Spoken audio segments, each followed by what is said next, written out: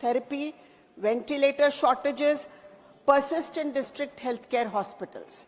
Sir, the absence of a coordinated response from municipal and state health authorities has left patients, particularly from rural and economically weaker backgrounds, struggling for treatment. It is unacceptable that Maharashtra, one of the most developed states of the country, continues to witness such lapses in public health infrastructure. Sir, city administrations have neither conducted adequate awareness camps nor implemented proactive measures to prevent the spread of this disorder. The failure to act decisively has aggravated the crisis, leaving affected families in distress, sir. I urge the union government to intervene immediately by, number one, deploying a central medical response team to assess and manage the outbreak. Number two, ensuring the immediate supply of medicines, ventilators, and critical care support. Number three, providing financial aid to affected families and initiating free treatment programs for those in need.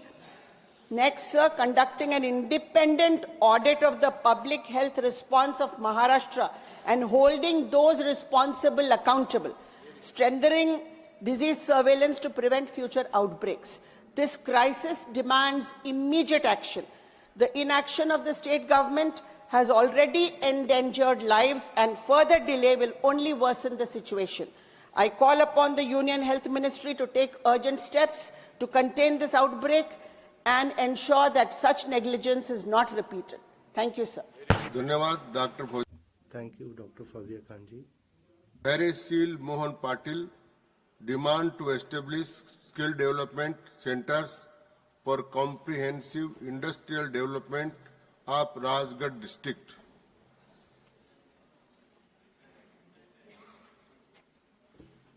Seal Patil नहीं है.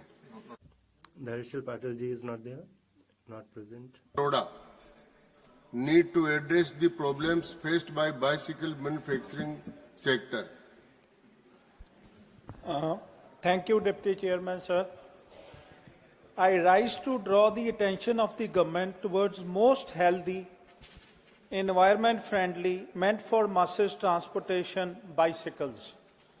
The industry is going through some tough times and some issues need to be addressed by concerned ministries at the earliest possible. So, uniform GST on bicycle and bicycle parts. Currently, bicycle parts attract 18% GST, non-electric bicycles attract 12%, and electric bicycles attract 5%. The fragmented GST structure burdens manufacturers, discourage domestic production, and creates unnecessarily financial hurdles. A uniform GST rate of 5% is required to support the growth of this environment sustainable mode of transport. Cycles meant for handicapped should be made GST free. This rates needs to be applicable from parts to the final production. Renewal of Bicycle Development Council. The renewal of BDC under DPIIT Ministry of Commerce has been pending since 2021. This interministerial body plays a vital role in coordinating efforts among ministries and manufacturers to strengthen the bicycle industry. The delay in renewal of this body is hampering strategic growth and innovation of this sector. As already mentioned, bicycles are crucial not only as an affordable means of transport, but also in advancing our sustainability and health objectives. I urge the concerned ministries to address these issues urgently, streamline projects, and facilitate the industry's growth for the benefit of the Commonwealth and the nation as a whole. Thank you, sir. धन्यवाद Arora. Thank you, Arora ji. Concern over rising of income inequality and weakening of social welfare programs. Shukriya. Thank you, Honorable Vice Chairman, sir. Thank you for having given me an opportunity to speak, and I also would like to thank you because of the fact that Honorable Finance Minister is also present in the House. if in the House, if I recall, how many times this question has been raised in the House for many years, and this question does not relate only to me. Income inequality is affecting many aspects of our social life, and particularly there is an increase in the number of millionaires and billionaires. I don't have any objection to that, but as a sharp contrast to that, there is a sharp decline in the income of lower income group and middle income group people, and particularly of the people belonging to unorganized sector. So through you, I would like to submit to our government that post-COVID there has been an increase in that process in the unequal distribution of income, and the shape of the economy is being dominated by a particular group, and the income of this particular group is rapidly increasing, but as a contrast to that, the people living on the margin and the people belonging to the working class, it has been seen that there has been a continuous decline in their income. Unequal distribution of income does not only affect economy, but it also affects social stability, and it affects all parts of the society. When capital is restricted in some hands, that starts governing politics, and when capital starts controlling the politics, it is our collective responsibility to come out of that syndrome. Another thing I would like to say is that unequal distribution of income has a direct impact on health and education. I have been cautioning this House, Honorable Vice Chairman Sir, I have been cautioning that if we do not take stringent and immediate measures, we must be sitting on a volcano. Article 38 and 39 of the Constitution should be taken into Constitution. Result in the concentration of wealth and means of production to the common detriment. That's my request to you and to the government. Thank you very much, sir. धन्यवाद. Thank you, Professor Manoj Kumar Jhaji, Shri Harish Biran. Funds for the research and development of law, ASMA. Thank you, Vice Chairman, sir. Sir, I wish to draw the attention of this august House to the sufferings of the patients affected by spinal muscular atrophy, which I call as SMA. Sir, this SMA is a very rare genetic disorder that affects the nerve cells in the spinal cord. Now, this is diagnosed in infancy before 6 months itself. Now, if it is not treated, this is the main cause of death. Now, the estimate statistics is that almost 8,000 to 25,000 people are affected by SMA every year in India. Now, there is one positive news, which is that there are treatments which can actually manage SMA. There is no cure. 3 types of treatment are there, sir. One is the gene therapy for infants below 2 years. Second is an injection. And third is a molecule therapy. But the negative aspect is that this is highly exorbitantly priced. The gene therapy costs around 17 crores. That is the cost of the gene therapy medicine. The molecule therapy medicine costs around 6.2 lakh rupees per bottle, and around 30 bottles are required per year. So nobody can afford this. Now, therefore, my suggestion to this august House, the Ministry of Health and Family Welfare should intervene urgently. Now, sir, the experts have suggested that local production of these medicines, of generic drug of these medicines, is possible, and Indian pharmaceutical companies, as we all know, are in a very, very good shape to produce these kind of generic medicines. For production of generic medicine, what has to happen is that under the Patents Act, there is Section 100. You have to give exemption so that these particular generic medicines can be produced in India. Now, the experts say that if generic medicine is produced, this medicine which costs 6.2 lakhs for one bottle can be produced for rupees 3,063. That is the difference, sir, if a generic drug is produced in India. For that, the DPI, sir, I have to refer to the National Policy for Rare Diseases 2021. which actually stipulates that there is a policy by the government of India that in the cases of rare diseases, local manufacture of medicines are allowed. So you have to invoke the national policy so that the local production of generic medicines are allowed. Now, two more things, sir. One is that there has to be a registry as far as the SMA patients are concerned. Now, what is happening is that, sir, it is crowdfunding and crowdfunding alone which will survive these patients. But crowdfunding alone cannot survive these patients. So there has to be an SMA registry. So till the time there is local production of medicines, you have to subsidize the medicines for these patients. Or else you have to make this customs duty free for all these medicines so that at least there is 3 minute का समय है. You have a time of 3 minutes only. Thank you, Shri Harishji, Shri Sanjay Kumar Jha. To rename Darbhanga Airport as Kavi Kokil Vidyapati Airport. Honorable Vice Chairman, sir, I would like to thank you.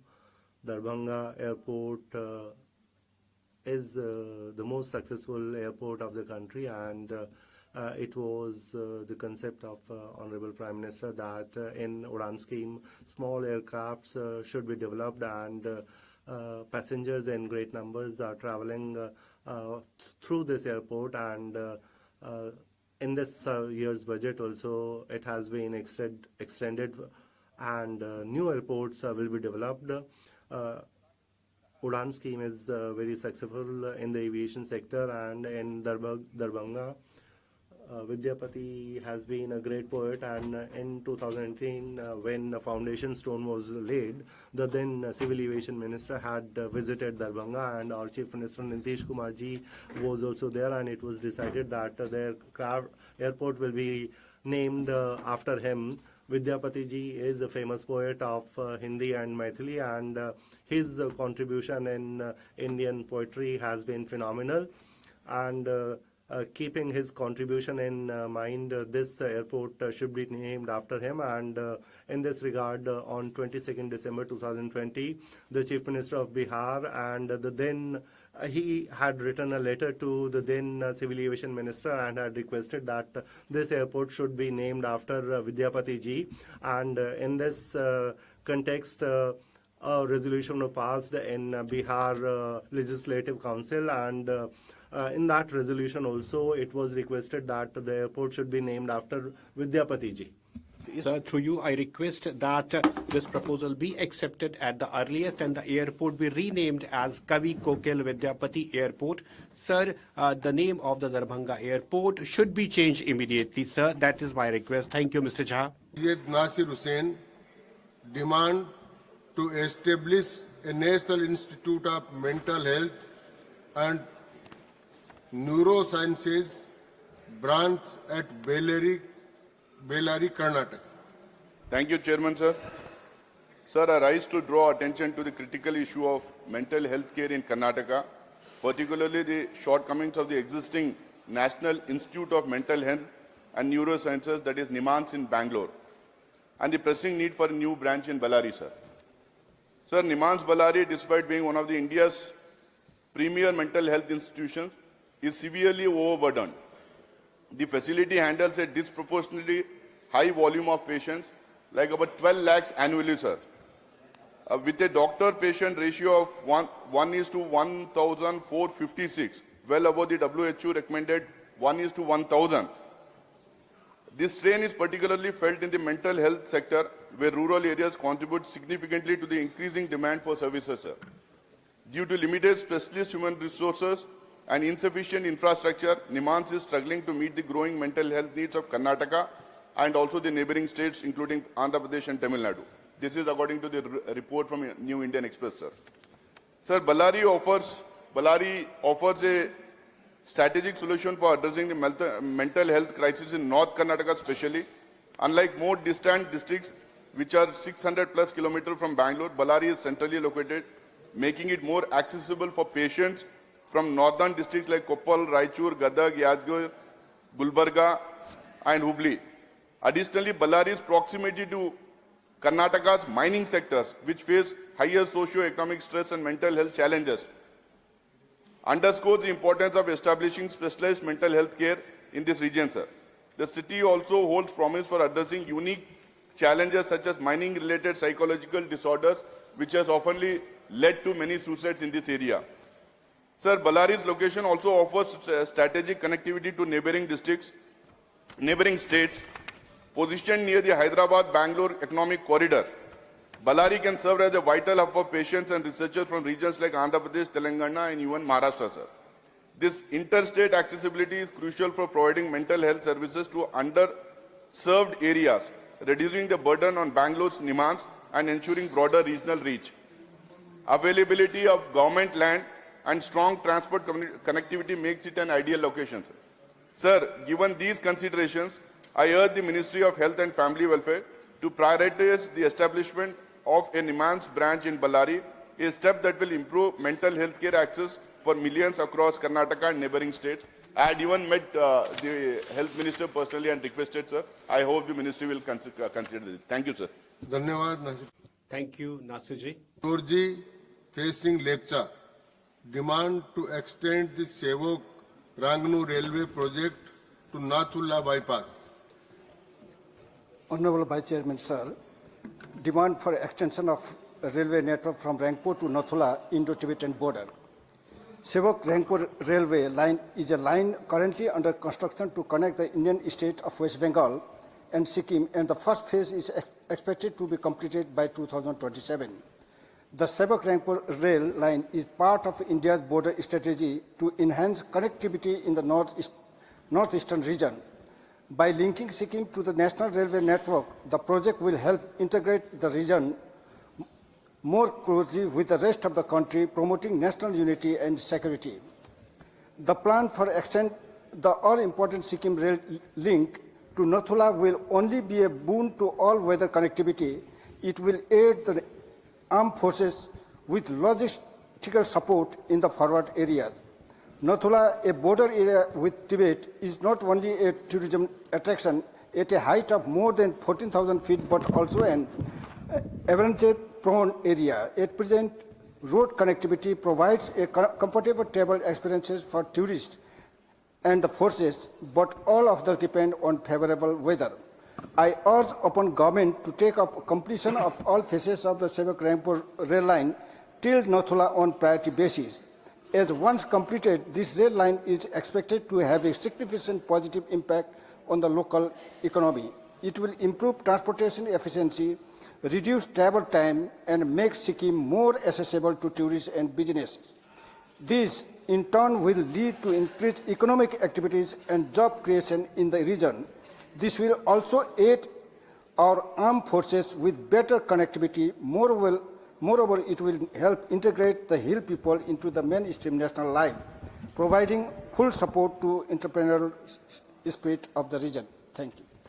धन्यवाद लेप्चा साहब. Thank you, Lepcha ji. Kumar Pathak demand to counter hostile drone activity on the India-Pakistan border. Not present. Shri Sujit Kumar. Shri Sujit Kumar. Thank you, sir. Sir, I wish to draw the attention of the House and the government on an issue which has grave consequences for the public health of our country, particularly of our children and youth. Sir, the issue is the alarming rise in the consumption of ultra-packaged food, what we commonly call the junk food, such as cold drinks, frozen fast food, etc., which are high on salt, sugar, unhealthy fat, but offer minimum nutrition. Sir, the WHO report of 2023 states that India's spending on the ultra-packaged foods skyrocketed from 900 million, so roughly 6,000 crore based on the conversion rate then, in 2006, to almost 38 billion in 2019, that is roughly 3 lakh crore, which is almost more than a 40 times increase in the consumption of fast food in a period of 13 years. Sir, we all know that excessive consumption of junk food, when combined with poor lifestyle, is one of the key reasons for the alarming increase in the non-communicable disease, NCDs, in our country, such as diabetes, obesity, cancer, respiratory cardiac diseases, and even long-term psychological disorders, sir.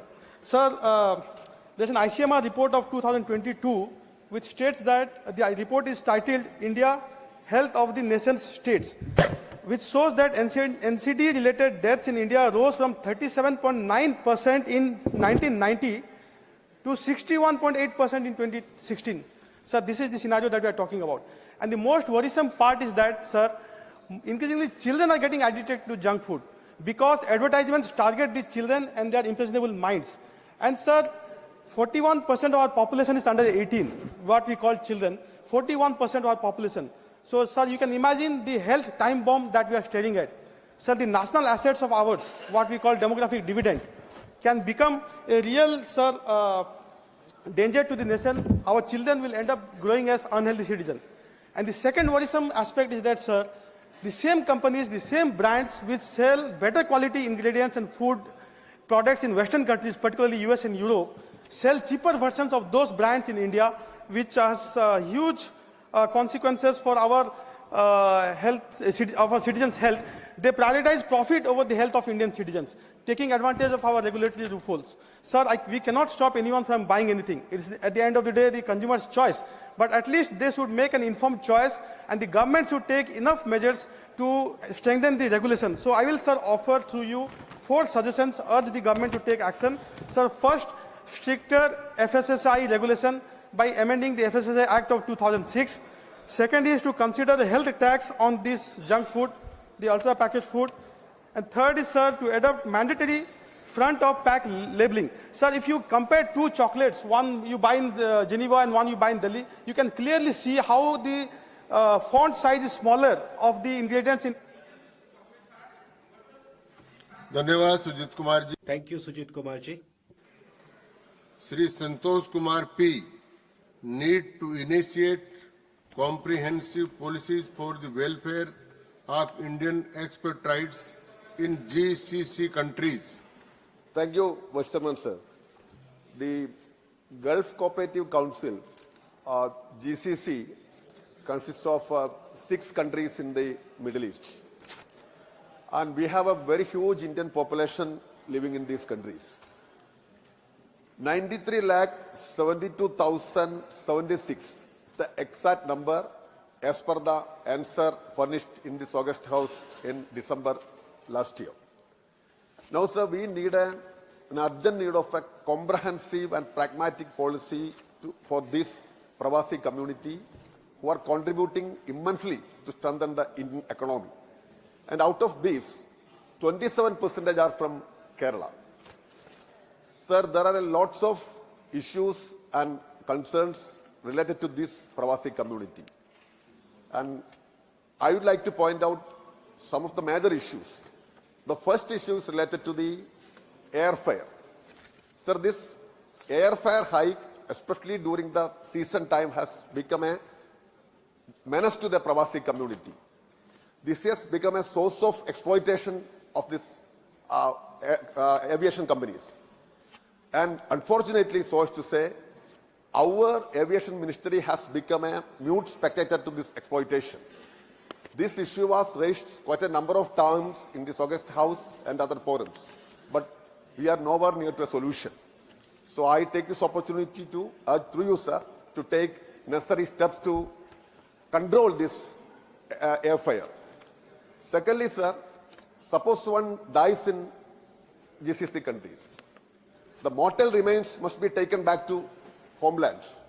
And for that, our Air India or Air Tata, whatever it is charging double than what Air Arabia charges. For example, Air Arabia charges 1,910 dinar, whereas our Air India charges double of that amount. Thirdly, sir, the ICWF, the Indian Community Welfare Fund, is a huge amount with the Indian embassies in these GCC countries, collecting various forms. The embassies are flooded with funds, but this is of no use, it's unused. And the Pravasi voting issue, we have to ensure that Pravasis can exercise franchise. So these are major concerns, and to address all these issues, we need a comprehensive, a thorough policy which should be pragmatic as well. Thank you. धन्यवाद Shri Santosh. Thank you, Mr. Santosh Kumar P. Jason Bhai Desai, demand for construction of an overbridge at railway crossing number 143 in Banaskantha district of Gujarat. Anupasthit. Absent. Shri Jose K. Mani, concern over opening up the country's offshore sand blocks for mining by private entities. Thank you, sir. This is a serious concern for the state of Kerala, especially the coastal area of Kerala and also the nation. So every legislation enacted or amended in this August House is especially for a huge capital investment project, is a deliberate and shameful attempt to prioritize corporate profit, forgetting the well-being of the people. During 2023, the Offshore Mineral Act was amended here. The motive behind the amendment was to allow private players into offshore mining. This has opened the doors for unchecked exploitation of marine resources and of the people.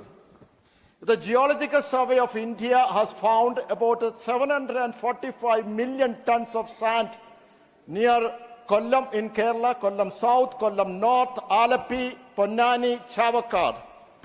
And surprisingly, the centre has already invited tenders of mining across 242 square kilometers of Kollam coast.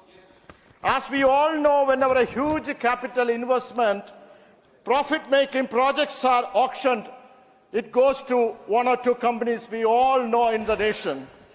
Sir, we have discussed about the US administration deporting the Indian migrants to India. Now this government is going to deport 10 lakhs fishermen from the coastal area of Kollam.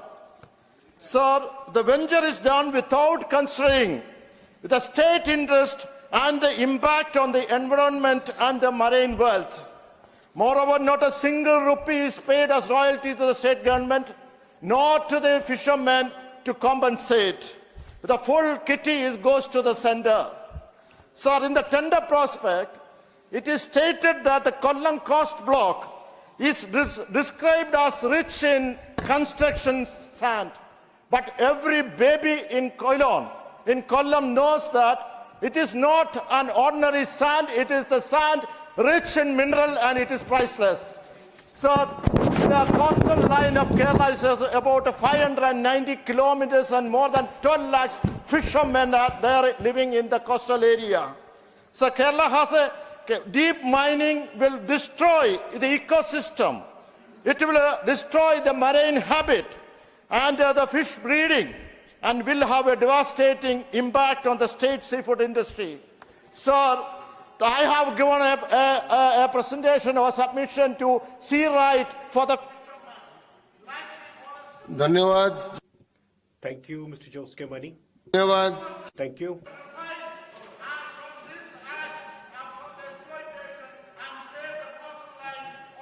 3 minute के बाद का After 3 minutes, nothing will go into the records. That is the loss. Pradeep Kumar That is the rule. demand to include Kurnali, Mundri, Nagpuri and whole language of Jharkhand in the 8th schedule of the Indian Constitution. Shri Pradeep Kumar ji. धन्यवाद माननीय उपसभापति महोदय. Thank you, Vice Chairman, sir. Jharkhand's Kurmali, Mundari, Nagpuri, and whole languages. This is my request that these languages are to be included in 8th schedule of Indian Constitution. Honorable sir. On 22nd February 2022, Honorable Prime Minister said in Mann Ki Baat that as our lives are carved out by our mothers, in the same vein, sir, our mother tongues are also dispensable to us. But after 75 years of independence, some people are still in the dilemma because these people are finding some sort of inferiority complex while using their language, while using their dress sense and local culture, sir. While using our mother tongue, sir, it should always remain a matter of pride for all of us. Honorable sir, through you, I wish to draw attention of this August House towards rich linguistic diversity and culture of Jharkhand state. Kurmali, Mundari, Nagpuri and Ho are one of the rich languages of Jharkhand state. These languages are having recognition as far as culture and literary legacy is concerned. Bhagwan Birsa Munda's language was also Ho, and this language is a very rich in its legacy, and it has a great contribution in the development and all around upcoming of this Munda locality. Sir, Munda people are large in number who are using this language. Then, sir, Rar civilization is also as a historical legacy of this language. Then, sir, Kurmali language is also historically and culturally very important. Then, sir, Mundari, Nagpuri are also rich languages, and these languages have remained communication instrument in these regions since a very long. So, sir, these languages must be utilized as much as possible. And 8th schedule of Indian Constitution is still to include these languages. And because, sir, that has not happened, there are various difficulties in conservation of these languages. Sir, Kundari, Khurtha, Nagpuri, Ho and Kurmali languages must be included in 8th schedule of Indian Constitution. And sir, there should be specific schemes and specific allocations on side by side of state government for this endeavor. I request to you, sir, these languages be included in 8th schedule of Indian Constitution. Need for government interventions and legislations for regulating AI-generated deep fake videos. Thank you, Vice Chairman, sir. Sir, you have given me this opportunity in this 0 hour. I'm thankful for that, sir. Sir, today I wish to draw attention of this August House towards the issue of deep fake technology. Sir, in today's times, technology is driving our life, and it has become one indispensable aspect of our life. So we are overly dependent over technology. On one side, sir, technology is driving our lives. It is easing that. It is comforting that. But on the other side, sir, there are some problems as well, and people are facing some problem because of that. Vice Chairman, sir, some people are misusing this technology and they are providing forged information and they are causing harm to the society, due to which people often face various problems. Sir, today in this digital era, the central government of Modi ji is committed for our digital security, and for this it is doing a commendable work. At this time, new technology is being developed across the globe, and deep fake is also one of them, which is based on artificial intelligence and machine learning, and using that it generates or changes the face, voice or the way somebody acts. Deepfake is a big problem today because due to the misuse of this technology, not only the privacy is endangered, but it can also cause various other problems in the society. Sir, deepfake means that to change the face, language or body of one person over another person using artificial intelligence and machine learning. It copies the video and audio to such an extent that it becomes very difficult to differentiate between the original and the fake.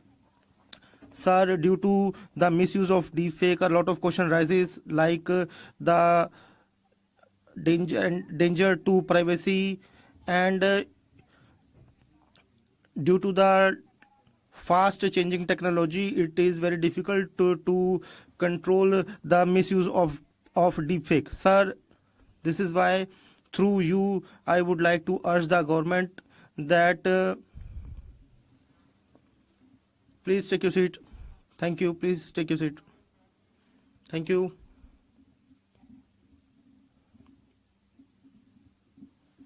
Thank you. Concern over the problems faced by potato farmers in country. Sri Ramjilal Ji Suman. सभापति जी, Vice Chairman sir, in the entire country farmers are in a very poor condition. In 2014 when Narendra Modi ji was the candidate for prime ministerial post, then in an assembly in Agra he assured the potato farmers like the way in Banaskantha in Gujarat we have established potato processing unit. In the same way we would do the same here as well. Sir, the cost is 16 rupees per quintal for potato, and the last time the procurement was done at 479 rupees per quintal. But it is very unfortunate that potato is included in industry, but it should be included in agriculture. Sir, there is a potato board in China, and China also understands that how much cost is involved in potato production, and how much would be the consumption, and how much would be rotten, and what would be the future course of action. And the rotten potato also goes in processing, and it is very necessary to have such board in our country as well. Sir, through you I would like to urge, sir, that the farmers are not getting good quality seeds, and we should have the facility of research which is not there. And in potato production India is at 3rd position, and through you I would like to urge, sir, that the farmers which produce potato, only 65% of the output is sold, and 35% becomes rotten. So through you, sir, I would request the government that potato should be included in agriculture, and we should have good quality seed in our country so that we can export potato. And potato research center should also be open, and like China we should also have potato board, and we should also have facilities of potato processing as well in the country. Thank you. Maidandi demand to include the Musi River in Hyderabad as part of the country's major river regeneration project. Thank you, Chairman sir, for allowing me to speak on demand to include Musi River in Hyderabad, Telangana under the central government scheme for regeneration of major rivers in the country. Sir, Musi Nadi, जिसे मुचकुंडा के नाम से भी जाना जाता है, इसका इतिहास सदियों पुराना है। विकाराबाद के अनंतगिरी के पहाड़ों से शुरू होकर ये नदी हैदराबाद के दिल से गुजरते हुए नलगोंडा के मिर्यालागुड़ा में कृष्णा नदी में मिलता है। The water mixes in the Krishna river as well, and the Musi river is a centuries old river, and on the banks of Musi river Hyderabad city is built. And if the historic Charminar of Hyderabad is also situated on the banks of this Musi river. And a few years ago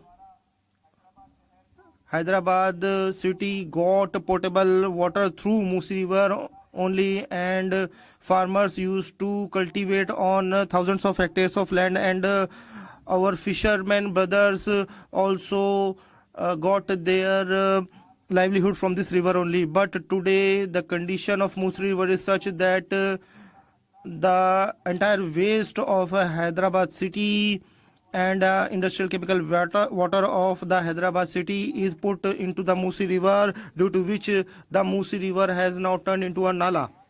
And today in the hinterlands of Musi river where people are residing. They fall sick due to the water of Musi river. And today the way the condition of Musi river we see, probably it is due to the negligence of previous governments, and due to which Musi river has now turned into a nala. Today we demand that our Chief Minister Revant Reddy ji has been requesting the central government that funds should be allocated for Musi river so that Musi river can be rejuvenated. But after several representations, the central government has not given any support to our government, due to which the Musi river development work is hampered. And whenever Musi river development is discussed, everybody starts protesting, and all the BJP members start protesting. And whenever you have elections in Hyderabad, then all the big leaders of BJP go there for campaigning, but not even a single leader talks about Musi river. And the Musi river, which is the heart and livelihood of Hyderabad, today we demand that the central government should allocate funds in the budget for Musi river. तो गया माननीय सदस्य. Thank you. Lalji Bhai Dholakia, concern over the difficult situation arising due to recession in the diamond industry.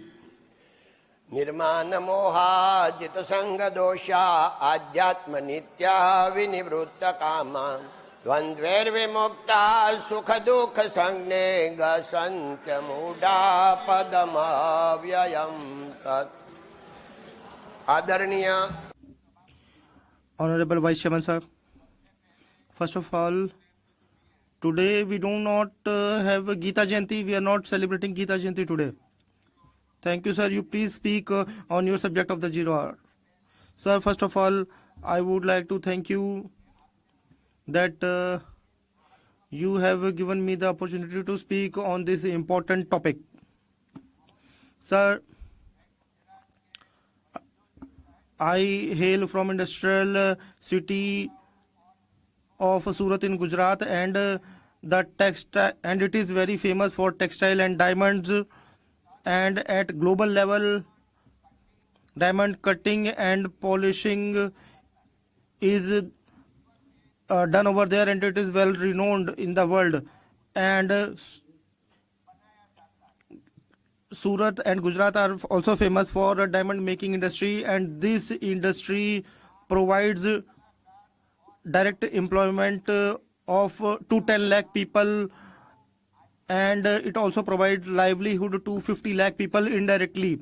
But this industry is facing very serious problems, and a lot of artists are facing the problem of unemployment and wage reduction, and 2 to 3 lakh families who are concerned with this industry are affected due to this recession. Sir, through you, I would like to request the Commerce and Industry Minister that Gujarat Shram Yogi Kalyan Board, which we have, we should also have a Ratra Yogi Kalyan Board who takes care after the welfare, insurance and education, and for their safe future. The benefit of a central and state government should also be given to these artisans, and a special campaign should be run for this, and these stone artists should be exempted from professional tax, and they should be given loan at low rate of interest, and they should also be given concession in residential loans, and a high power committee should be constituted for taking care of the situation. And I request the government that quick decision should be taken in this matter, and steps should be taken for the situation. Thank you, sir.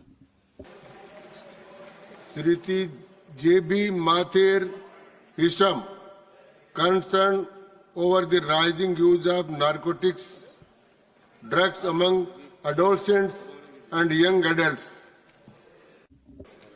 Sir, thank you for the opportunity. Sir, this is a grave concern in Kerala.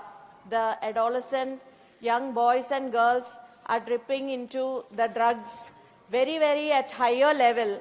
And I wish to draw the attention of 3 instances which has actually shocked the entire conscience of Kerala.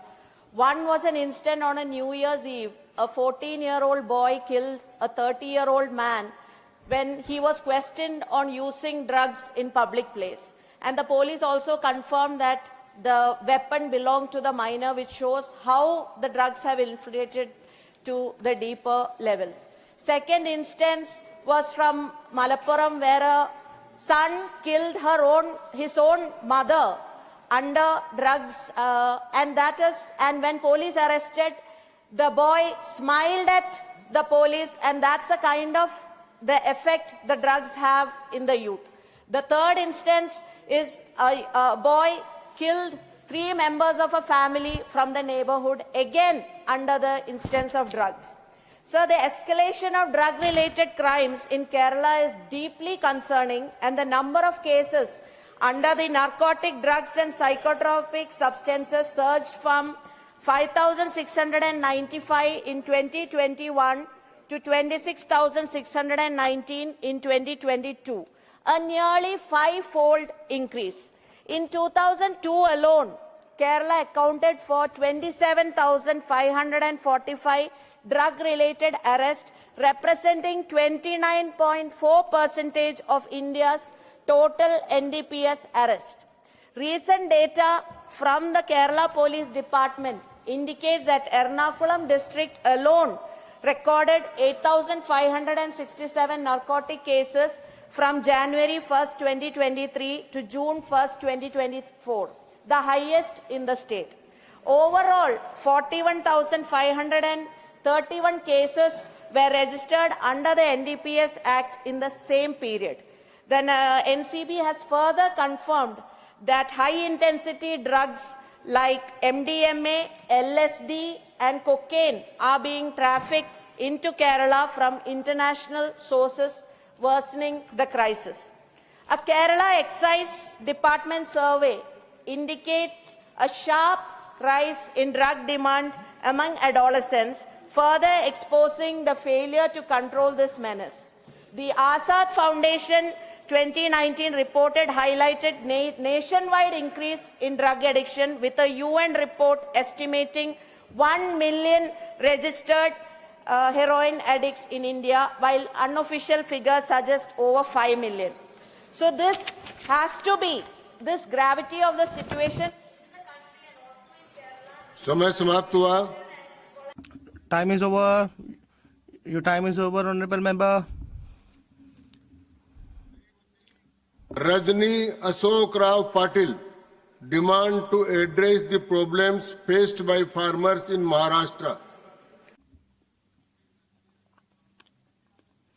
Thank you, sir.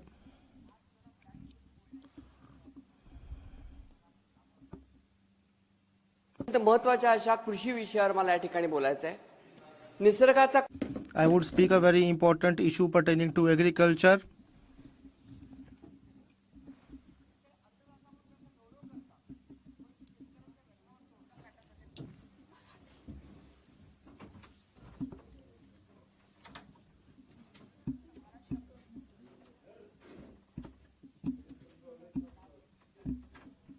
सारख्या अनेक वर शेतकऱ्यांना आज इतका अडचणी यायला लागलेल्या आहेत की त्यांना मृत्यूला सामोरं जाण्याशिवाय काही पर्याय उरत नाही. हे विदारक सत्य आहे आणि महाराष्ट्रात सगळ्यात जास्त आत्महत्या झालेल्या आपण बघितलेल्या आहेत. In Maharashtra, we have seen most number of suicides.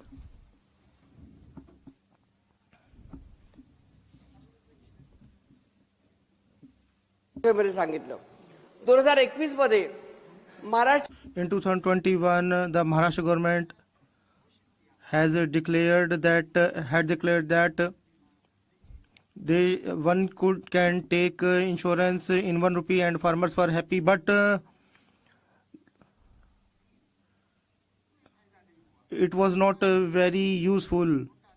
And we saw a scam of 82 crores in this, and I'm not the only one who is saying this, but the BJP MLA who is in power is saying this, and the promises made for MSP for various products have not been fulfilled, and the government has not given any satisfactory response for this. And this year soybean crop is ready, but the reason is we do not have jute bags, so due to which soya bean is not being procured. And despite getting 8 days time for procurement, the farmers were standing in queues, but few businessmen were doing hobnobbing with the government officials, and the price which is fixed at 6,000 rupees per quintal, but the farmer is given only 4,000 rupees per quintal. And on the MahaDPT portal, the farmers applied for drip cultivation, but they have not got any subsidy till now. And farmers expressed their intent for establishing solar plants, but no progress is done in that matter as well. And the electricity is provided in the night for cultivation, and solar plants are not established. And in Maharashtra, in agriculture, the cost is increasing, but and you are talking about Amrit Kal is proving to be a poisonous time for the farmers, and the artificial intelligence which we are witnessing today, and they are talking about it. We did not get the translation. You should have told in inform that you will be speaking in Marathi. You please sit down. Mahadik, need for protection to depositors of cooperative credit institutions and measures to regulate cooperative credit institutions. धन्यवाद उपसभापति जी. Thank you, Vice Chairman sir. In the country and state, through cooperative societies, the small industries are provided loans, but in various institutions we have seen financial irregularities, due to which the investors have lost their trust in these small institutes. These small institutes are getting audited regularly, but still they are not given insurance cover. So the investors should be provided insurance cover, so that the money which is deposited should be now question hour. Thank you. It is over now. Thank you. Thank you. Ji.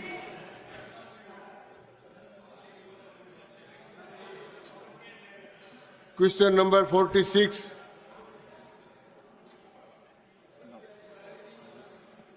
Mayank Bhai, Jadev Bhai, Naik.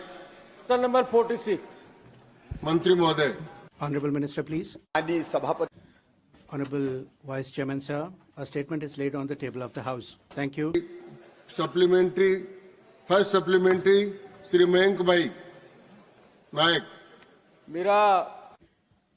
Sir, I want to ask Honorable Agriculture Minister about Enam arrangement, whether farmers can sell their produce at home itself or from his home. Honorable Minister, please.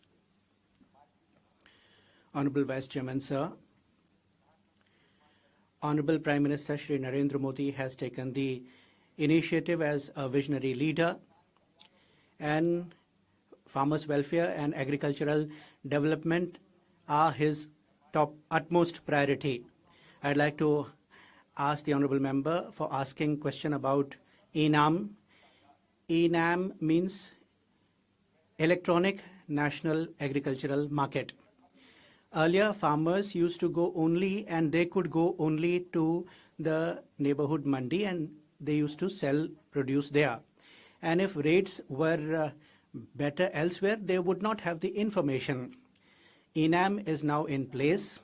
Honorable Prime Minister Narendra Modi ji on 14th of April 2016 launched.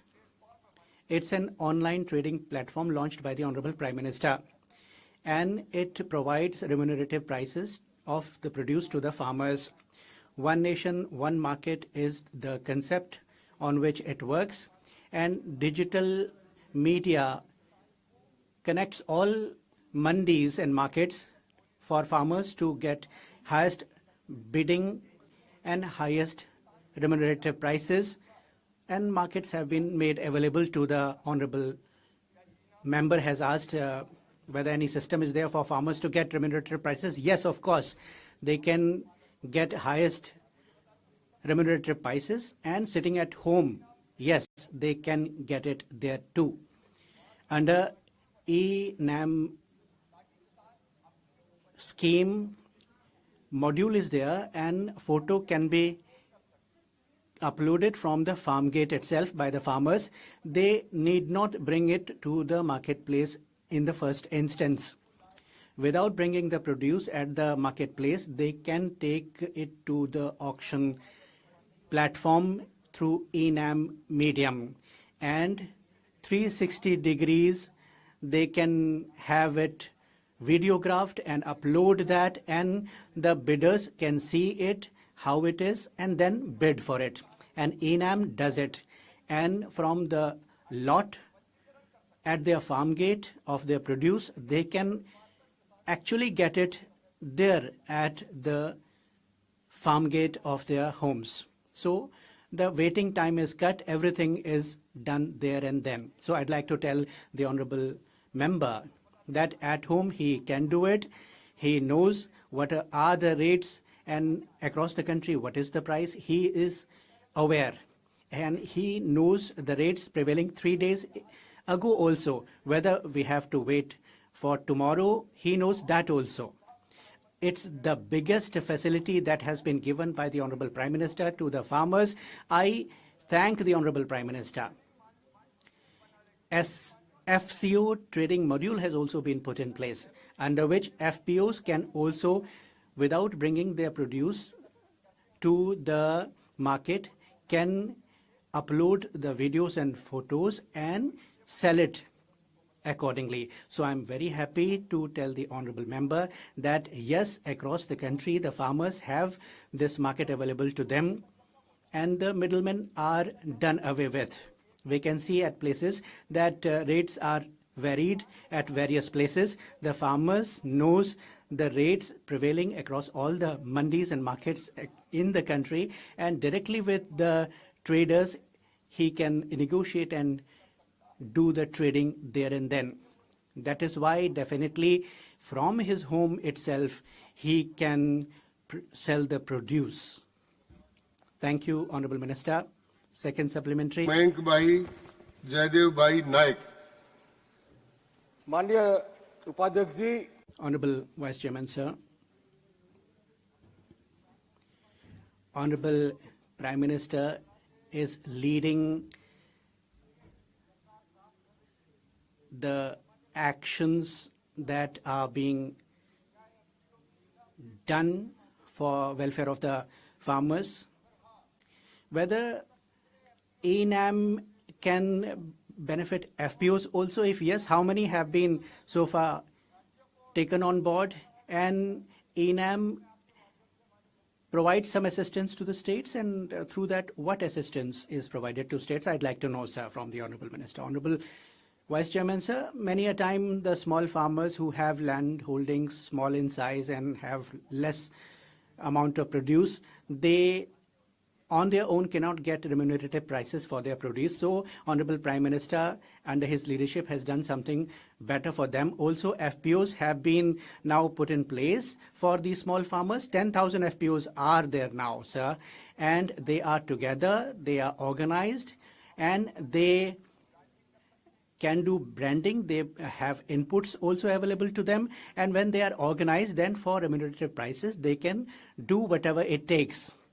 Their strength is there in their number, and they can do what they want. FPOs are now becoming examples of strengthening of the farming community, sir. And the review is on of the FPOs work also. I'm happy to tell the honorable member that FPOs are also able to sell their produce on this platform that we are talking about. Honorable Vice Chairman, sir, to take benefit of this portal, they have all the information available to them. 360-degree video and photo they have to upload, which they can easily do now. And so far, sir, it has been done till 31st of December 2024. Let me tell you, 4,362 farming community associations have got associated with ENAM, and they are utilizing it to have remunerative prices for their produce. Honorable Sir, I'd like to submit that with this, we are able to have online payment given to the farmers. FPOs also receive it, and it is expeditious, easy. And sir, through the honorable member, I'd like to tell that till 31st December 2024, 1.44 lakh metric ton and 3.4 crore and bamboo, pan, lime, lemon, all these were on board for FPOs also. 239.6 crore rupees is the worth of it all. So FPOs have got remunerative prices for the farmers. I thank the Honorable Prime Minister once again. Thank you. Dr. Sumer Singh Solanki.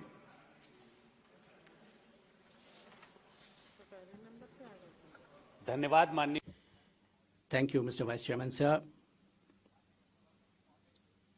Honorable Sir, in our country, for farmers' welfare, for development of farming, Honorable Prime Minister is the leader. Under his leadership, revolutionary steps are being taken. Honorable Finance Minister, the Agriculture Minister is the son of a farmer himself. Through you, I'd like to know from him, sir, about ENAM scheme, how many mandis and markets have been onboarded and what benefits accrue to the farmers. I'd like to know, sir. Honorable Sir, I'm very happy to tell that so far about 1,410 mandis have been put on ENAM platform. ENAM is a demand-driven scheme. It is up to the states to be part of it, because connecting all mandis means that inter-mandi trading will have to be permitted by the states. Centralized licensing is there, and with one license, a trader can trade all across in the country. That is the facility. If the state permits, then interstate trading can also be done with the help of this platform. Honorable Vice Chairman, sir, we have done this also, that under this scheme, now states and UTs also have the facility to extend ENAM facility and to fulfill local needs. They can approve the funds also. They are empowered, authorized to do it. Guidelines have been amended, and state level approval committee we have set up, giving states the authority to give to those who want to be on board ENAM. It's state subject as far as agriculture is concerned. So I'm happy that so far ENAM has facilitated. On 31st of December 2024, the figures state that across the states in various mandis, 1.78 crore farmers are registered on ENAM portal already. And Honorable Sir, till 31st of December 2024, in 20 states and UTs, 640 FPOs participated, and 16 6.59 metric ton trading was there, worth 5,022 crore rupees. All this happened, sir. Honorable sir, I am happy to tell the knowledgeable member Sumer Singh that till 31st of December 2024 on ENAM platform, 65.48 crore rupee interstate trading took place. If a farmer was from Madhya Pradesh, he on remunerative price could sell to traders in Tamil Nadu. So interstate trading that way was possible. Till 31st December, as I am telling, 22 states and UTs in 948 mandis, 6,131 crore rupee payment has been done. You asked about the benefit to the farmers. I am telling you, Honorable Sir, through you, the Honorable Member, that before you go to Mandi, on ENAM app, you can know, the farmer can know the prices prevailing 3 days ago. That information is available on mobile. Live online bid value can be seen by farmer on mobile. Live, what is the rate quoted, they can see. SMS also they would get, and details of last bid would be known to the farmers in their bank accounts. Directly bid value would be transferred. Online payment gateways are available. Direct online money transfer is happening. Peak season for facilitation, mobile app also provides registration facility, and farmers can sell at farm gate. They are not now forced to go from place to place, and traders used to have nexus among them and they used to exploit. Now they are selling everywhere, anywhere in the country. Competitive price they can quote and accept, and ENAM is helping the traders and also the farmers, and direct trading is taking place between them, and ENAM has online payment gateway available to it, and because of parameters of quality applicable, and e-video can be uploaded and bidding can be done and benefits can be obtained. All these are possible through ENAM, and physically they need not take their produce to the market. It would have been a difficult thing otherwise. At home, sitting there, he can sell it from his home. That is why I believe that for farmers, this ENAM scheme that Prime Minister Modi ji started is proving to be a boon. Thank you. Patel ji, sorry, Srimati Rajni Patel. मंत्री जी ने अभी Honorable Minister has given the details, quite impressive, sir.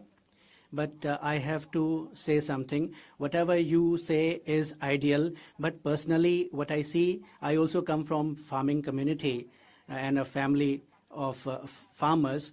It doesn't happen on the ground. I was coming for Parliament session. We have in our place cotton produce, and then we have soya production, and nexus is there. And APMCs also have nexus. Where would the farmers go? Situation is such that farmers do not have any option left to go and sell at a higher price.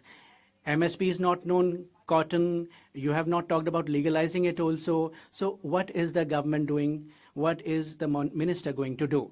Thank you, Honorable Vice Chairman, sir. That is why ENAM scheme has been put in place. One nation, one market. Why? Because farmers have to sell it anywhere, everywhere. You are terming the scheme as beneficial? Yes, sir, absolutely. It has come for this purpose only, to benefit the farmers. Agriculture is the state subject. Mandis are operated by states. At times there are problems that nexus is there among traders. Farmers have to forcibly sell. They are compelled to do it. Now it's not like that. At home, at their farm gate, they can decide whether they have to sell to the traders or not. Across the country, they have markets available everywhere. Visionary leader Narendra Modi ji could do this kind of a thing. No one else could. Santosh Kumar P. Sir, I have a very straightforward question to you. We have a number of schemes and we are spending huge amount on agriculture, and agriculture is the major contributor to the job sector also. So when are you going to implement the MSP as recommended by Swaminathan Commission? Any chance of it legally? Cost of production plus 50. It varies from state to state. Is there a chance of getting it implemented in the near future? Mantri Mohoday. Honorable Minister, please. Honorable Vice Chairman, sir. This question does not relate to the original question, but I'd like to respond. However, I'd like to tell the knowledgeable member that this is the government of Narendra Modi ji that has decided that on cost of production, at least 50% profit would be added and then MSP would be determined. We decided, sir, when you had the other government in power, Swaminathan Commission and committee recommendations had come, an affidavit was submitted and it was refused that MSP plus 50, cost of production and 50% margin would not be added to fix MSP. 4 ministers did it. You couldn't do it. Narendra Modi ji did it. Modi ji is there. Everything possible. Question number 47 now, please. Shri Sanjay Raut ji. Sir. आप जान करेंगे sir. Statement is laid on the table. First supplementary, Shri Sanjay Raut. Bharat की diamond. Sir, the diamond industry of India is about $37 billion industry in the country. But sir, diamond industry is losing some of its sheen and shine. Today, they seem to have gone bankrupt there, and direct indirect effect is going to the people working in lakhs in those industries and industrial units. And there are so many other people who are dependent on them. 15-16 lakh people are there in Surat, in Mumbai also. In 2 years, in Surat, 150 polishing workers, artisans committed suicides. This is what it is. Global challenges are there. Russia-Ukraine war is there, and so many other things are also there. But the poor people, the artisans, the workers have faced this challenge. It is our responsibility of the government. These are lakhs of people gone out of employment. Whether government has any plan with regard to their future, and you have not replied to that. The honorable member seems to be unaware of many developments. I do not know from where he has acquired these data, because perhaps he does not know that when discretionary spending is going down across the world, and when people have extra funds, only then they spend on luxury goods, and because that got affected on a very large scale post COVID and Russia-Ukraine war. But even after that, India instantly remodeled the luxury industry, and we have given fillip and incentive to the diamond industry, and the jewelry, which also includes diamond studded jewelry, that was given incentive.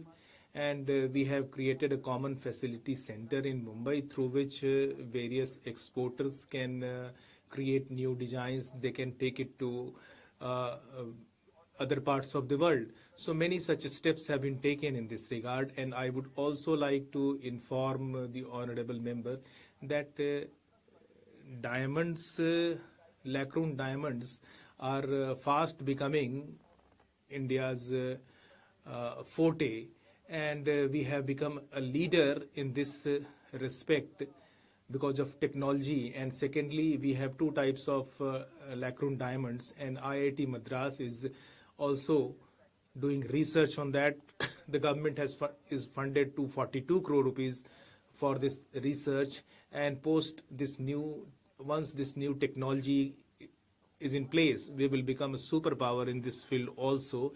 And along with that, in the G7 countries, European Union is also there, America is also there, among them, and they have stopped allowing Russian diamonds which are beyond the measurement of 0.5 mm. And in such a situation, India was in forefront to take up this matter with G7, and we have got it deferred. Instead of September, now it is applicable up to March, and we also ensured that the old diamonds which were already polished, they get exemption. Even the new ones are going to get exemption.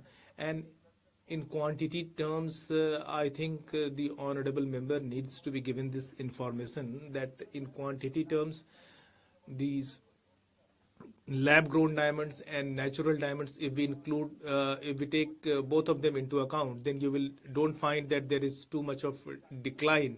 And perhaps there is misinformation that many people have lost their job in diamond industry. There is no such information, and rather they have been re-skilled and they are moving towards lab-grown diamond. And secondly, more and more people are also moving towards jewelry, because in jewelry we have more and more value addition in India, and India gets maximum profit out of that. So the honorable minister may not have the information regarding the people who have lost their jobs, but the people who visit Surat, and Dholakia Sahab had also asked the same question, and Dholakia Sahab had just now said that about 10 lakh people have lost their job in Surat. And my second question is related to Mumbai, which used to be one of the greatest hub of diamond industry. In Mumbai, there were more than 15,000 of diamond cutting and polishing units. And then you moved it to one center. And in Surat, you created this another hub, and that was inaugurated by the Honorable Prime Minister. And when you know this, then why are you asking this question? Sir, this question is related based on my knowledge, and this diamond hub, which is bigger than Pentagon, that has become a ghost building today, and only less than 150 offices are operating there. And is it true?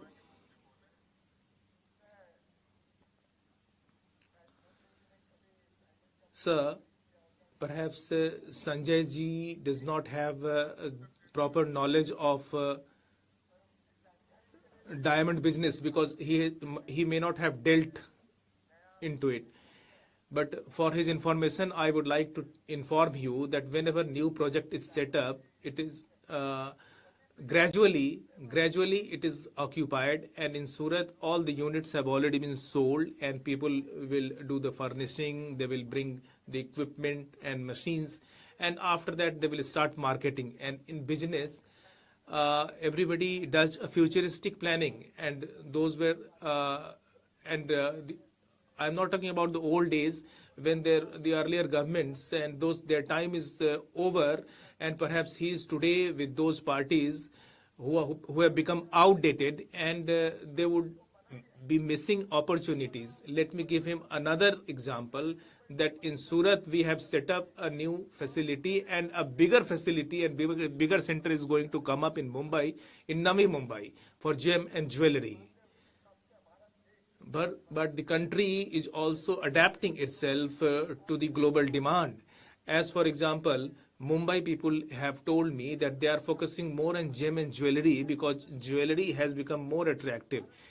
For example, if a diamond costs 1 lakh rupees and 10,000, 12 to 15,000 is the manufacturing cost, but if a jewelry is manufactured, the artisan's value addition is much more than that, and therefore India earns better revenue. And sir, Honorable Sir, you hail from Jaipur, and you know that in Jaipur the jewelry manufacturing units are there, and I had also inaugurated a show there for the jewelry show, and those new designs which are being built there, and our designers, innovative and creative designers of our country, they are selling their designs to the world, and I firmly believe that this sector has very bright future. And sir, I come from North Mumbai, where from I got the blessing. Third time consecutively, this NDA government has come into power, and there in North Mumbai also a lot of diamond units are there working, and they are blessing BJP. Thank you, sir. So the question which has been asked by the honorable member, first I would like to make him a bit aware. Sir, perhaps he is left. He has left.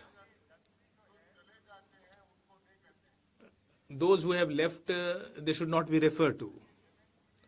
So this gem and jewelry industry, and first we must not try to politicize this industry. In this industry, almost 50 lakh people have got jobs, both skilled and unskilled. And along with this, I would like to thank the Honorable Minister, Piyush ji and me, both come from Mumbai. I also know the industry for a long time. They are contributing heavily to this country. Sir, he has elaborated his answer very well on many issues. There are some serious shocks that the industry is facing. सबसे बड़ा जो shock है. And the biggest shock is because of Russia and Ukraine war. The sanctions which have been imposed on Russia with other diamonds, which is almost impossible for the industry. Your question is getting longer.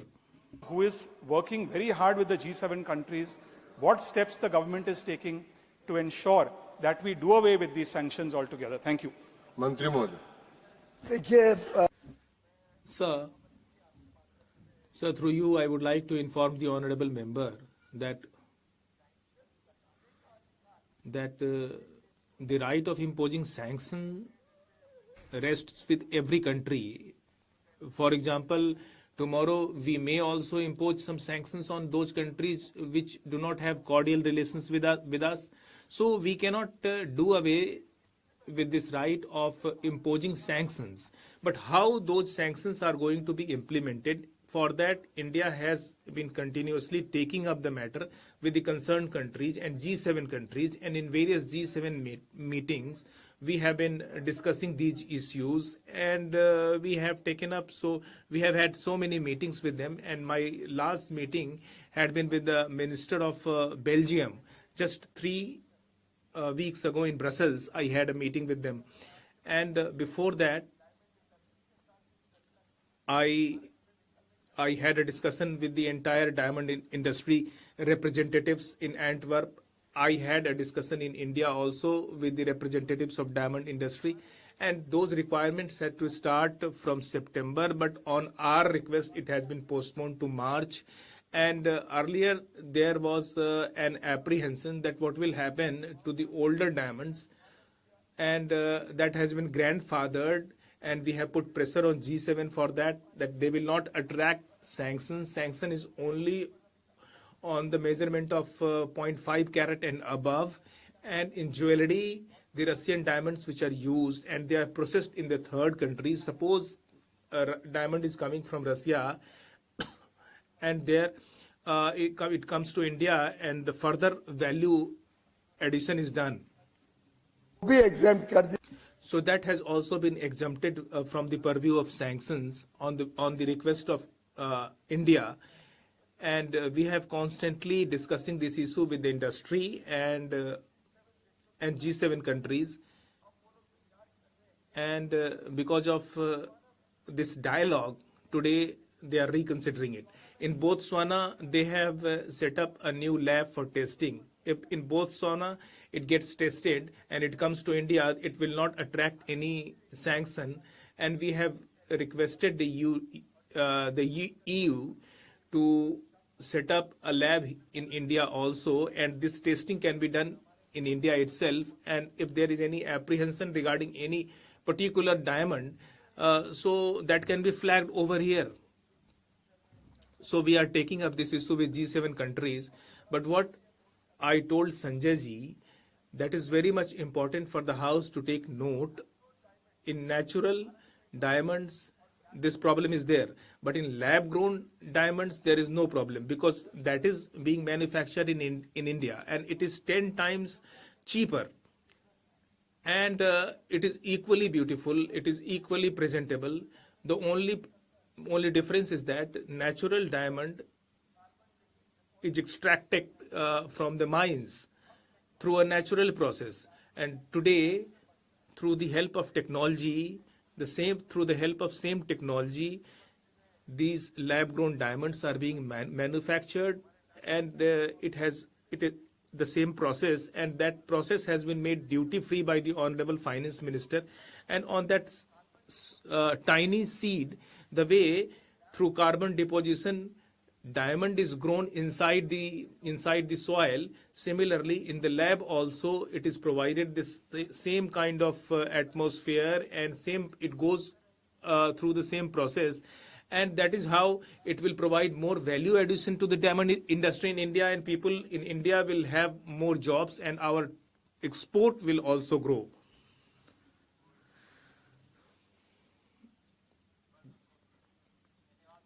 Thank you. Sir, you know that Gujarat, Surat is the hub of diamond in the entire country. I am not making any political observation, but I would like to bring to the knowledge of the Honorable Minister through you certain points, and I also wish to ask some question, because if you come with me and you please come to Surat and try to ask people that whether you are getting jobs, whether somebody is committing suicide or not, you fix the date, there will be no politics, and we will ask them in the open house. So first we will have to accept this fact, and once we accept this fact, only then we can find some cure to this problem. Sir, through you, I would like to say that in the last 2 years itself, the export has come down by $7,100 million, and this is a huge amount. And this data has been provided by your government only. I would like to know from you that when the export has come down to such large scale, and we know that what is the ground situation because we live there, we reside there, and if you come there someday, then you can also have the same experience. So secondly, I would like to know from the minister that there is a circular issued by Government of India, whether the government proposes to give the money to the people, and G8 countries who have decided that from 1st March they are going to start the new system. So what will you do for that? Honorable Sir, since he has referred to the 7 billion data, and that data has been provided by us only because it was asked in the question, and let me tell something in terms of quantity to Shakti Singh ji, because Shakti Singh ji knows it very well, that quantity is how much important. And there are 4 types of diamond: rough natural diamond, and cut and polish lab-grown diamond. And then in total import 2021-22 was and in 23-24 it came down by 7 billion, and it is 198.66 million. So about 22.72% of increase has been registered in import. And with regard to natural diamond, and there is cut and rough natural diamond, there is reduction, and rough natural lab-grown diamonds, they have increased. So value has reduced, but quantity of lab-grown diamond has gone up. And when it was after processing, it was exported, then for your information, our export has come down only by 5%. From 52 million carat, it has come down to 48 million carat. So it is only 4.5 million carat of reduction in the export. And in rest of the diamond has been sold in Indian market. And so from my point of view, your knowledge is not complete. And now with regard to G7 countries, they are not G8, they are G7. The requirement that they have imposed, they are very much entitled to do so, but we are ensuring that it does not impact our industry. And I have already said that what we are doing in this regard, in the reply to the question asked by Milind ji, that we are taking up the issue with G7 countries, and in alternate markets also we are trying to explore those markets, that whether we can increase our export there. And once there will be no problem with regard to the jewelry, then the artisans will get more jobs. I am sure about that. Please ask the question directly. Growing market, as the Honorable Minister himself has just said, for lab-grown diamonds, for both the production as well as the demand side of things. My question to the Honorable Minister is the government planning to implement any regulatory framework to govern this segment, which is very fast growing, specifically for lab-grown diamonds, such as categorization, certifications, etc.? Thank you. Mantri Mohoday. Sabhapati ji. Vice Chairman, sir. A very good process, Kimberley process, is in place, which is used for traceability and certification of diamond at the international level. And with regard to lab-grown diamonds, we have a different system of certification. Then I believe that the government must not intervene too much with the functioning of the industries, and those industries which have got more and more freedom, they have prospered more. We are constantly interacting with the industry, but we have also given them permission to self-regulate themselves, and this system has been going on for so many years. In the international market also, our certification is approved by most of the countries, and I don't think that the government should bring more regulation in this regard.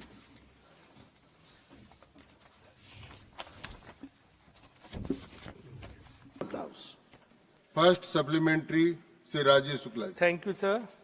You know, I mean, this by and large, government has accepted that there is a decline in exports and imports are rising. That's why the forex reserve is also declining. So I want to ask the Honorable Minister, as far as the European export to European countries is concerned, MSME sector, what are you trying to boost the MSME sector? Because if you don't boost the export, then our forex reserve will further decline. So what steps are being taken? I'd like to inform the honorable member through you, sir, that his information that exports are declining is not entirely accurate. Exports have been growing. Exports have grown significantly in the last 4 years. And this year also there will be a growth. And we will end the year with over $800 billion of exports for the very first time in India's history. The growth in imports often has three important elements. One is petroleum imports. It's an unavoidable import, similar to coking coal required in the steel industry, similar to pulses and oilseeds where we have a shortage. There are certain imports which are unavoidable. Because of the prosperity, growing prosperity and demand in the domestic market and energy need growing, our petroleum imports and LNG gas imports, our import of pulses and oilseeds, and our import of coking coal for rising steel production are naturally growing fast. That's a good sign for the economy. Secondly, there is a growth in import for domestic consumption, looking at the increased value that more and more people are spending in the marketplace. With increased consumption, initially capacities in India cannot grow overnight. It takes some years for industry to come, establish themselves, set up production units. During that period, obviously, imports will go up. When imports go up in a particular sector, industry and investors are attracted to come and invest in that sector, and that obviously leads to growing employment, growing jobs, growing business opportunities, greater investment, and therefore over a period of time it becomes the way that growth gets a big boost. This budget also, Honorable Chairman Sir, has given a big boost to consumption spending by relieving the middle class of their tax burden. Almost the entire middle class has been given extensive tax relief, and 1 lakh crore extra will be available for consumers to spend in the consumption, in their consumption demand in the marketplace. Generally, economists believe that 1 lakh crore extra given to the consumers in their pocket has a multiplier impact of about 2.5–3 times. So we expect to see a 2.5 or 3 lakh crore additional demand in the market, which will spur economic growth, attract more FDI and foreign investments, and therefore I think you need not worry that foreign exchange reserves may fall. In fact, our foreign exchange reserves have consistently been above $600 billion for many, many months now. Dhanyawad. Second supplementary, Sri Rajesh Shukla ji. In first sentence of his reply, is already accepted that Mr. Shukla's question is partially incorrect. That means somehow it's little bit correct, or at least partly correct also. So what I am trying to say that as far as European countries are concerned, we have given in your answer that lot many safeguards those countries are taking. Okay, I understand. But textile industry, pharmaceutical industry, other industries, they will definitely safeguard their, their exporters. But we have to safeguard our exporters also. So, like one issue is of certification. Government approach to resolving the issue of non-recognition of Indian certifications and quality standards by European authorities, and how does the government plan to ensure Indian products are better accepted in European markets? So what all government is doing, I'm saying that, we are doing our level best, but still, what are the other measures which we are taking? When I said partially correct, it was not at all about the figures of export, partially incorrect. I was mentioning about the actual question that he has raised on European trade barriers. First of all, I'd like to appraise the Honourable Member through you, sir, that our export in 23-24 to the European Union was 75.93 billion and our import was 61.48 billion, thereby having a 14.45 billion trade surplus with European Union. If there were so many trade barriers that we were just uncompetitive or not able to export to European Union, obviously we couldn't be having such a large trade surplus with the European Union. As regards standards, it's a matter of reciprocity. Today, European companies, when they want to supply to India, they also have to meet the quality control orders, which this government has brought out in a big way. I remember in 2014, there were hardly 106 quality control orders. Today, there are over 700. Look at the increase, 600% increase in the last 10 years. So India is today following Honorable Prime Minister's mantra when he had said zero defect, zero effect. We are focusing on high quality production, focusing on sustainable production. And therefore, when European Union sets their standards, they do it as per their requirements. Today, India is proudly setting its own standards as per our requirement. And European and all other countries around the world have to follow our quality control orders. We are working with the confidence of a nation well on track to become a developed nation. We are setting high quality standards. And today the European companies need to take certification from BIS or FSSAI, just like we have to take certification from their organization. It's a reciprocal world, and India is dealing, after years of weakness, finally India is dealing with these countries on the spirit of reciprocity. Dhanyawad, Mantri Mohoday. Thank you, Honorable Minister. Sri Ayodhya Rami Reddy. Sir, given the stringent technical and sanitary regulations imposed by EU on Indian exports, has the government initiated discussions for mutually recognition agreements, MRAs, to ease the entry of Indian exports into European Union? Thank you, sir. Appropriate and good question. And in fact, in my last meeting, only 3 weeks back, this was one of the major subjects of discussion, that we should have mutual recognition agreements where they will not have to be rushing to India or getting BIS certification every time. We'll approve certain reputed labs in European Union if they approve correspondingly Indian labs for certification of our products. धन्यवाद. Fourth supplementary, Sri Karthikeya Sharma.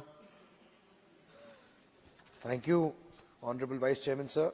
I'd like to ask the Honorable Minister to specify the sectors of the Indian economy most affected by the European Union's regulatory requirements and whether any technical assistance is being provided to help industries meet these EU standards. Whenever there is any standard imposed by any country, the Line Ministry in India and also the Commerce Ministry is always ready and willing to work with industry to find out whether there is any unfair trade barrier. And if any unfair trade barrier is located, we always take it up very strongly with our counterpart within through bilateral discussions or through multilateral engagement at the World Trade Organization. Having said that, there is certainly an issue where the European Union has come up with certain new regulations which are actively under discussion with the EU to resolve things like Deforestation Act or the CBAM. These are areas on which we are having active dialogue and discussions. These are regulations they brought on their own industry. And when they bring regulations on their own industry, in a way, it's a national treatment that they provide to their own industry and imports from other countries. So we will have to engage with them and find mutual resolution to make the process simple and which does not hurt our industry. Sir, I just want to add one more thing. Since Karthikeya ji has raised this question, I was pleasantly surprised when I was in a meeting about 3 months back in Zurich, when the Swiss minister told me that there is an Indian whiskey which is world famous and almost impossible to get in the shelves of Europe. I am not a whiskey drinker, so I was shocked. I said, what is this Indian whiskey that is being sold at a premium in European markets and is not available? And I was pleasantly surprised to find that that is manufactured in India. It is manufactured in Punjab or Haryana. Sorry, it is manufactured in my own home state where my family originally belongs to, in Haryana, in a small village called Indri. And the minister of Switzerland was all praises that Indian whiskey today is single malt whiskey, I think, is tastier than the whiskies that other countries are producing in the world. धन्यवाद. मैं समझता हूं उनको भी I guess that he himself must not be aware how it tastes. I think, Karthikeya ji, you also do not know how it tastes. Supplementary V, Dr. V. Shivdasan. Thank you, sir. So farmers of India is in very deep crisis. The international trade agreements has accelerated the crisis. Direct is subject Yes, पर आइए. yeah, my question is, respected Minister, Please come to the subject directly.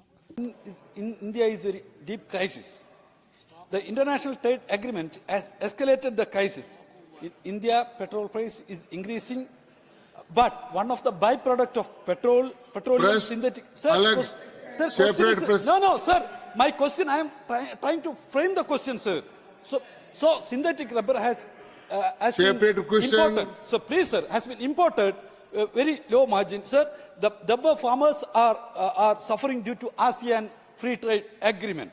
They are getting very low price because of the agreement. Whether the government plans to increase the tariff to address the serious issue of the farmers in rubber farmers in Kerala. This is a separate question. It is not related with the main question.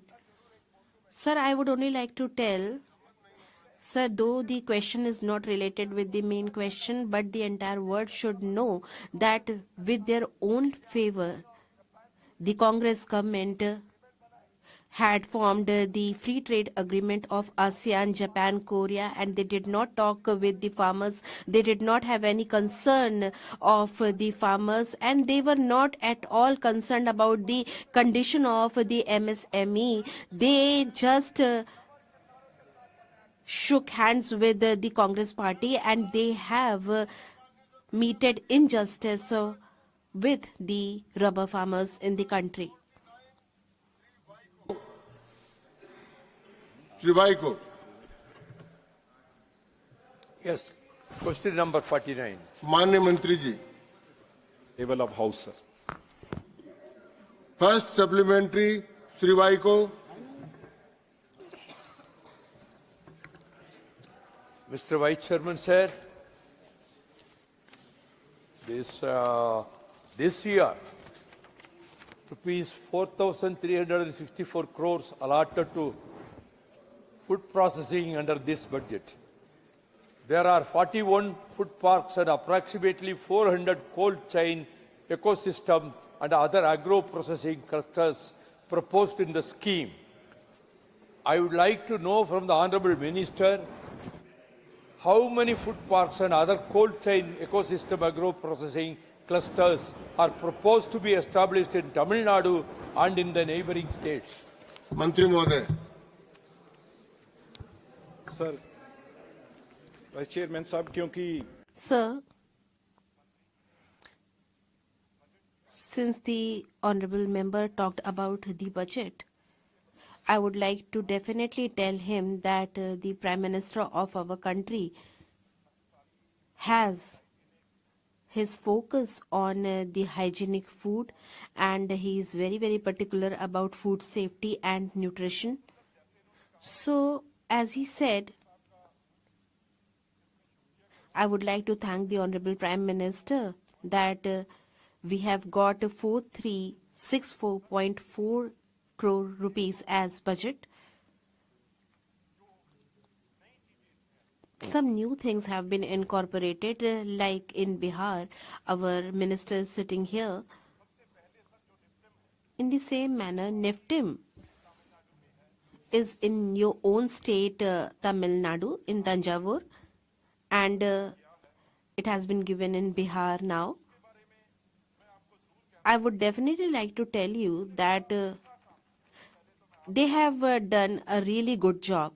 I would like to appreciate your state.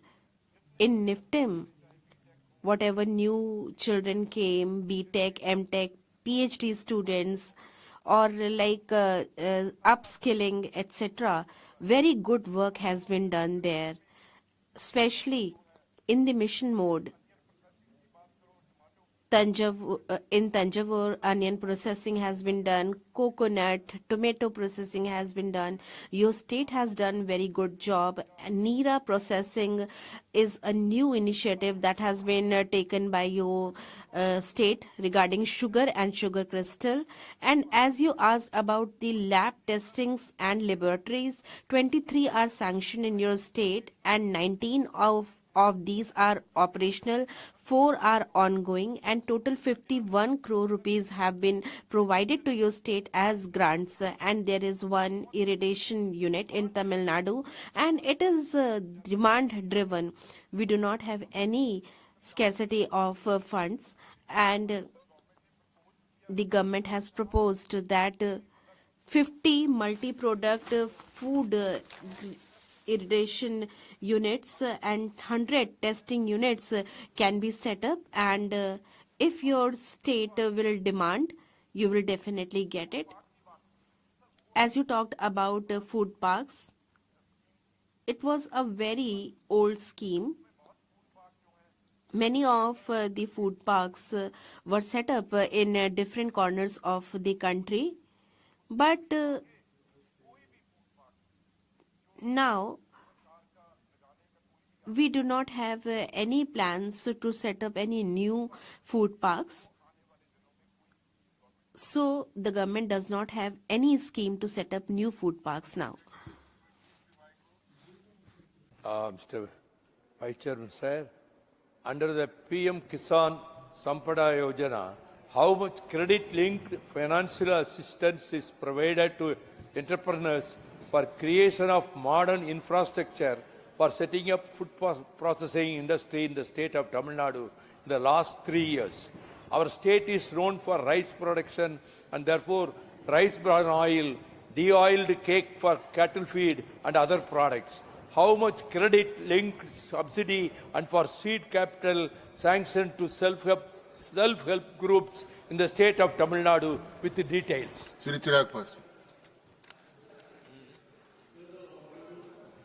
So the honourable member have asked a very specific question concerning his state.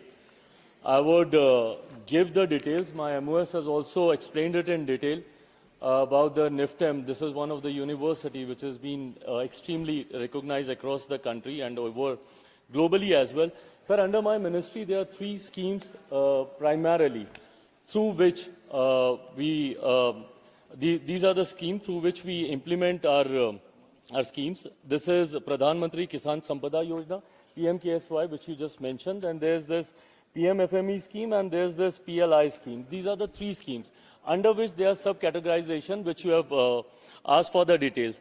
Answering your specific question, under PMKSY, there's 148 projects that's been approved in the state of Tamil Nadu, and with a project cost of rupees 1,267.23 crores.